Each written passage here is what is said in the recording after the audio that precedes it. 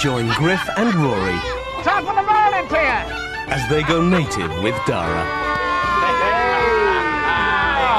Have you noticed there's no boats on the river? That's because Irish people aren't stupid enough to take boating holidays in mid-October. Three Men Go to Ireland. Tomorrow at 9 on BBC Two. Hi. Ta-da! Come on, let this go.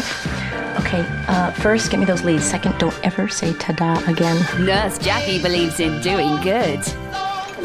My son was an organ donor? He was. But Jackie's no saint. And tell you're somebody who, lives the job. Okay, a quick question? Sure. Shut up. Make me good, God. But not yet. A Week of Nurse Jackie starts Monday at 10 on BBC Two.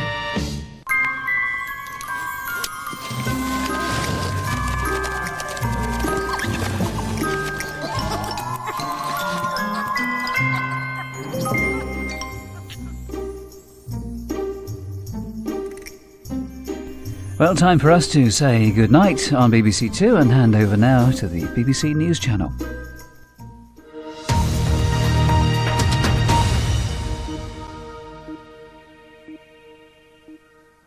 I am prepared, not within the framework of the right of return, but on a humanitarian and individual basis, to accept in 5 years, every year, X number of refugees that or Palestinians. 1,000? 5,000? 1,000 each year, could be a little bit more, but within this framework, to be accepted, to recognize the humanitarian side of this very delicate issue, and again, within the framework of the Arab Peace Initiative. The problem is that when you were getting down to the detail of this offer, and by the way, one Israeli observer has said to me that Olmert was prepared to give more than any other Israeli leader in history. Is that true, do you think? I mean, give more overall, on all the issues. Maybe yes. I propose more than anyone before me, that's right. Okay, so to continue my thought, you were going through the detail of this at a time, late summer of last year, when it was plain that you had become a lame duck. You had, in essence, told your party that you wouldn't stand for leadership. You had, in essence, resigned. How could any Palestinian have taken those detailed negotiations seriously? Well, if you want to look for excuses, I can give you a few more for the Palestinians to explain, but I think they have to explain themselves why they turned down my proposition. Because you couldn't deliver. How do they know? Because anyone know? You had no future as the leader of Israel, and even people inside your own cabinet, and I can go through the list, would not accept your position on Jerusalem, would not accept your position on refugees. Doesn't matter, what people say afterwards. Had there been a peace proposal offered by Israel, accepted by the Palestinians, endorsed by the international community, and I can tell you that the top leaders in the United States, when they heard the details of what I proposed, said we would have signed it on the spot. Had there been such a plan, the outcome of the elections in Israel would have been entirely different. We would have allowed the implementation of this had it been accepted by the Palestinians. They made a dramatic mistake by not responding to it at a time when it was still early enough to move it forward, to build up the international consensus, and to move it through the public opinion of Israel and also the public opinion of the Palestinians and the international community.